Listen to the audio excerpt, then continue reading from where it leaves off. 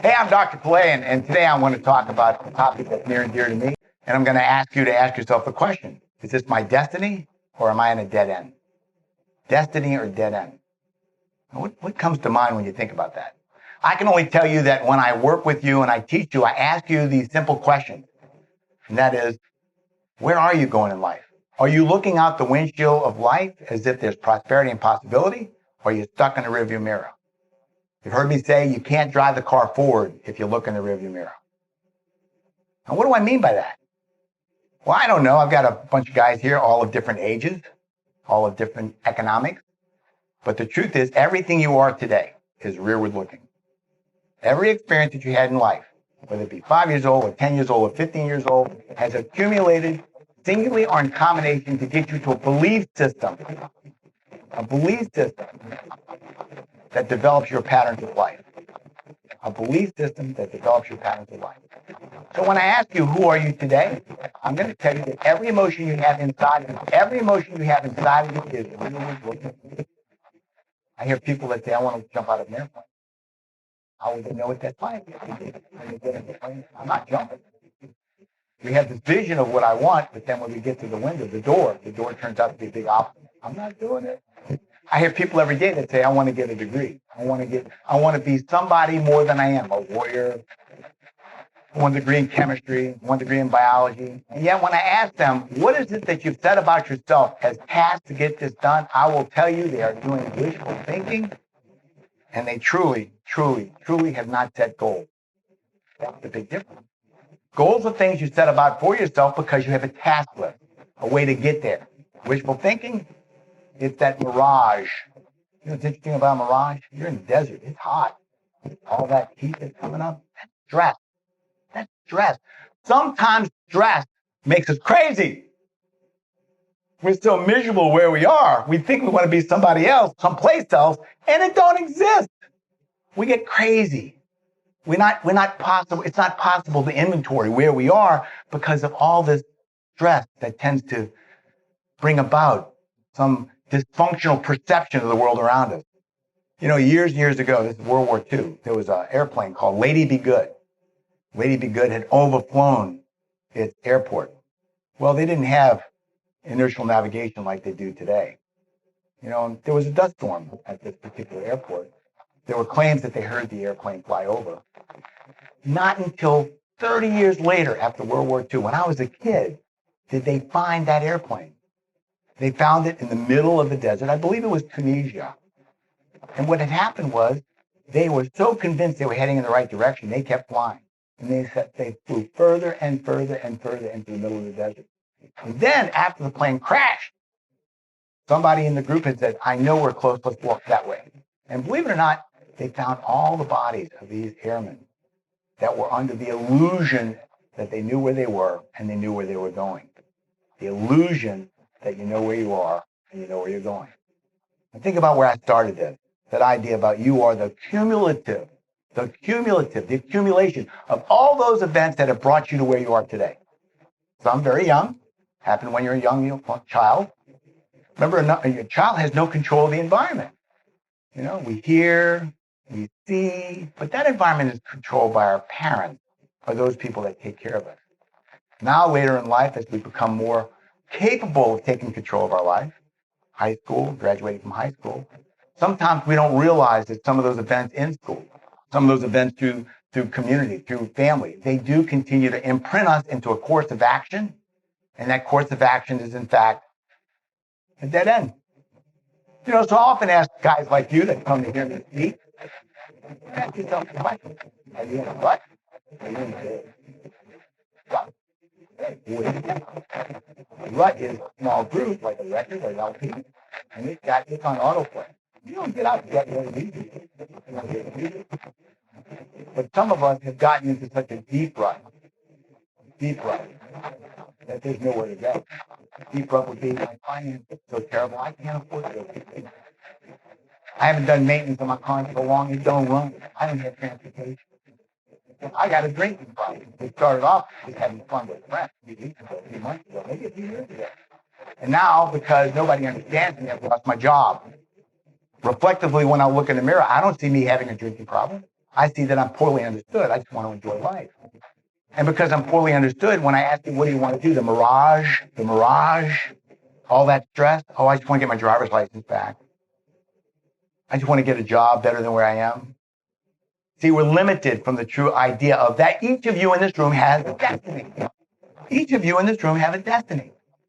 Now, you might have heard from a previous lecture that I did that I'm a big believer in optimism. And you'll hear me say optimism is a force multiplier. Yes, it's true. Some of you by design will have better opportunities in life than others of us because you're well connected, because you know somebody, because your family had wealth. That's true. And for some of you, you may not go in far in life as others because you just didn't understand these were potentials and opportunities that you did not take. But then there's others of us that just don't have much to work with, and we look for and canvass any opportunity to move ahead. As you sit here in this room with 20, 25 people, you start to look around you, and every person in this room has some knowledge, some information, some contact that could better you. All of us do. Do we take opportunities for that to happen? See, I'm going to get back to optimism. Optimism is a force multiplier. Optimism doesn't guarantee success, but pessimism guarantees failure. If you allow yourself to be negative, if you allow yourself to look at anything out the windshield of life as something that's going to break your windshield or break you, nope, not going to get there. You're going to dilute yourself, diffuse yourself, lose your energy, because sometimes the best thing to be done is not the thing you do the best. Holy crap. Sometimes the best thing that needs to be done is not the thing you do the best. But that thing you do the best is back to where I started. What if you don't know? What if the fact is that I'm telling you the truth? You are who you've been taught to be, but you haven't made the decision yet to be who you want to be. Oh, my Lord. I'm going to give you a couple of stories, both of them sort of reflective to help you understand the story, if you will. And I never tell you anything that's not true. I get a little bothered when I hear, public speakers that are motivational, and they talk about how they flew in their helicopter and saw the traffic jam and said, my God, I'm living my dream because these people are all coming to see me. And I'm telling you, I'm living my dream when I have enough money to pay my rent, utilities, and work on those things that are important to me, like a vacation for my kids. I'm living my dream. If I could just have that little bit of prosperity, I don't need a helicopter to be flying over the city looking at all these people saying, oh, we can't wait to hear you. But the idea that I have to become who I've decided to be. When I was a teenager, which was a long time ago, I was at my dad's office when a guy knocked on the door, similar to the door here. And the door was truly just in a hallway of one of these small office buildings where, nobody was selling goods and services. It was insurance companies and management companies. Knocked on the door, and I met the guy. His name was Jeff. About 3 weeks later, I'm at University of New Orleans. I'm 18, he's 18, and I just see him in the student union, and I befriend him. Hey, did you get a job? And by the way, that was bizarre. Just walking up in the door. What's that about? Hey, unbelievable story.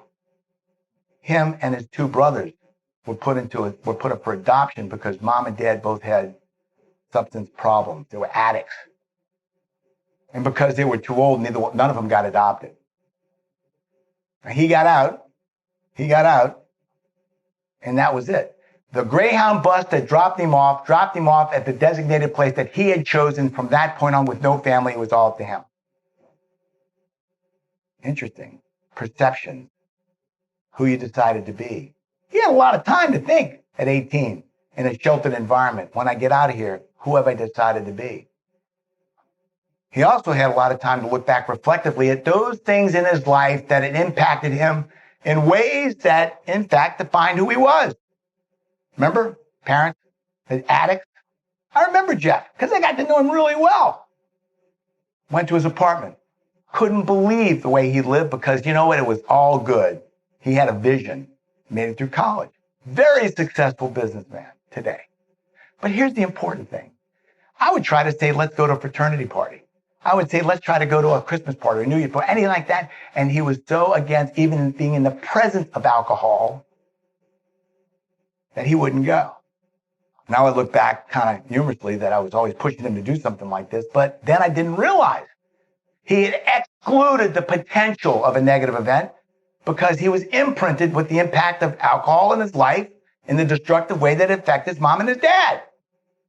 Now that's an easy story, but ultimately the positive value system that he developed to drive him forward was reflective of him making a decision to stay away from things that put him at risk. Notice it said positive value system. Part of what I'm trying to get you today is I ask you, have you made the decision? Are you in a rut? You want to change that rut? You want to get out of that rut? You want to move to a different rut? A better place? You start off by, how did I get here? What are those events that happened in my life, those precipitating events that define who I am today? You start there. I'm going to give you another story, though, because Jeff is still doing very well today, and I'm telling you what, I'm proud to have met him. But there's another guy, his name was Eddie, also in that same era of my life. And I just never forget how, although he was good in school and did pretty well, he would often tell me about how his workaholic dad was never home. Mardi Gras, holidays, He would talk with a certain emptiness about, I ain't going to do this to my kids. I'm not going to do this. He was the adult child. You know what that means? Of the children in the household, he was the oldest one, and he was the surrogate to care for the other kids when dad and mom were too busy to be there. Now, later, as I watched him finish his potential and move forward in very positive ways, I will tell you his decision never to be that involved in the business commercial world, to always live an austere lifestyle, was directly reflected of his experience as a child. Negative experiences as a child. Negative experiences for Jeff. Negative experiences for Ed. But guess what? I never saw him make any effort to reach his full potential because I made enough, I can pay the bills, I'm more invested in the happiness of the household, the happiness of the family, and I'm going to disassociate myself from all this stuff that has to do with making lots of money, position, and status. Well, I think he misperceived a negative event. I think what he missed out on was, how do I achieve success financially? How do I find success being a father? How do I find success being involved in the community in balance? His family was out of balance. And the interesting question he should be asking himself is, how do I get balance in my life? But at the same time, how do I find within myself that God-given thing that I believe each one of you in this room has, which is the achievement of your destiny? I don't mean to be cosmic. I'm sorry, but I'm going to tell you, I've never met a man yet or a woman yet that didn't have some special calling that they really needed to look into because they have a mission. But sometimes the mirage of life, the stress, the relationships that are dysfunctional, the people in our lives that cloud their way into our life, they fog our windshield. When I ask you, are you looking out your windshield? Have you picked a path? Now, I love metaphors because in a sense they help us get a feeling from a sense of words that we have to process within ourselves and find true meaning. But I've said this before, and you've heard me say this, and I'll say it again now. You can live in hell for a month if you know why, but you won't make it a day unless there's a reason. Life gets tough, especially when you make a decision. I only look back at Carrie and I, we both walked away from our paid careers, and we both made a decision to go back to school very late in life, 46. And I can tell you that there was never a time that it was anything but pure joy to become a college student in my late 40s. And I can also tell you that the house we lived in belonged to someone else, and they let us be there because they knew us and liked us. This particular person was a pilot and said, as long as you watch things while I'm gone, you can live here for free. And I can also tell you that the room we lived in, Bonnie gave us a futon. And the reason it was a good futon, it was hand-stitched from Japan. It was really neat. And we slept on a floor for 2 years in that little room. Commuted to Florida State. Even my dad said, what are you doing? I had friends that said, what are you doing? Because Carrie has always been a registered nurse. She could always find a job. But the choice to go back to school, was driven by my calling to do this kind of work, by my calling that when I sat in that chair as you did, to find myself painfully caught up in recollections of an emotional relationship that went sour, I had to change myself. I had to find a new direction. Now, what's interesting about that story about us sleeping on the floor is our house was robbed. And I still think it's hilarious because they broke through the patio door, completely shattered the patio door, ransacked the house, and guess what they stole? There was nothing. The refrigerator didn't have any food in it, and the drawers in the kitchen had socks and underwear. Mainly because, both of us were on campus all the time. We just, ate on the run. Interesting. There was nothing to steal. But you can live in hell for a long time when you feel like there's some destiny that you're out after. When you feel like the real personality that you have, the real person you are, yeah, it gives you drive, it gives you energy, it gives you motivation. So I'm going to go back to that idea of you got to quit driving the car by looking in the rearview mirror. To get out the rut, you got to have a design. You got to have a goal. You got to stop wishful thinking. You got to have goals that are step fashion to the achievement of some place you want to be. That windshield, for some of us, we can see ahead 2 years, 3 years, 5 years.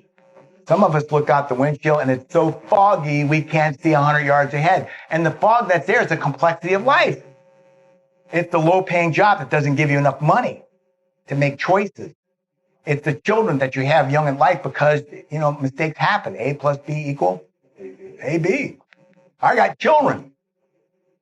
I got responsibilities. Pick them up, drop them off. Holiday season. I'm not free to go out with my friends. I'm not free to do anything I want. I got family. And the complexity of your life puts a certain amount of what I call fog into your windshield. But as you move forward and make that decision to get out of this rut, you have to make that decision directly related to actions. What actions am I taking to begin this path? Now, for some of you guys, it's a tough decision on where to start. But I'll tell you, when you start to ask the question, what if?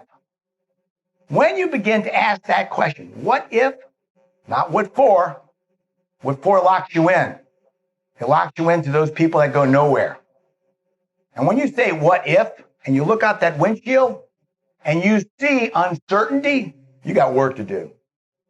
If there's one thing in life you should never have, it's uncertainty. And if you don't have anxiety, shame on you.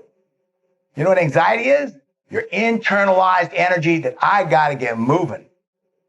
Your internal energy that says complacency ain't working for me. I look in the mirror and what do I see? What do you see? Do you see who you've been taught to be? Or do you see who you really are?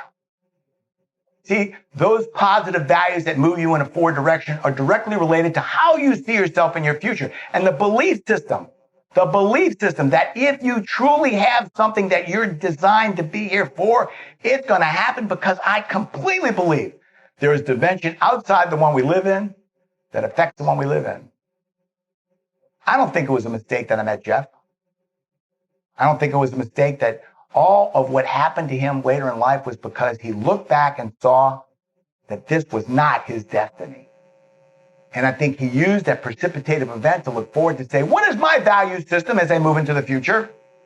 What is my value system that's going to get me to a better place? And instead of looking in the rearview mirror about where he came from, he said, how do I move forward? And set a path. Now, each of us have to set a path, and we all start with that path. And you do that path by selectively looking at how you spend your time. You've seen me do that pie chart exercise where you look at how do I spend my time for a given week? I use 120 hours per week for the week. Then I ask you to put what's important to you. My wife, my kids, my job, my career. Because that's what we're talking about. Is this your career or is this a job? And you know what the difference is, right?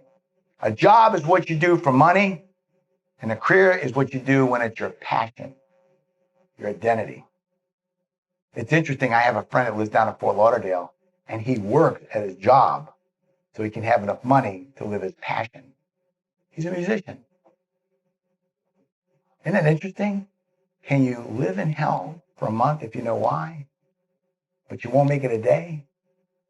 I have friends that have miserable jobs, horrible jobs, but it gives them the investment. It gives them the freedom to invest in those step fashion ideas to get me towards a goal. And what is that goal for each of you? You have to determine that. You have to ask the question, what if? Because I'll be honest with you. I've seen it in this classroom as I've worked to project this stuff. When you guys come here to talk to me or listen to me, you hear two things. You hear knowledge, you hear wisdom. A lot of times I give you knowledge. Knowledge is an accumulation of facts and things that I've accumulated in time and through my own personal self-study. But wisdom is how I use that knowledge to some greater end. Wisdom is often taught to you by the mistakes you make. Every time you really screwed up, you've gotten one more piece of wisdom. You're not a failure. You just fine-tuned your destiny. You've just learned one more thing that you've got to do.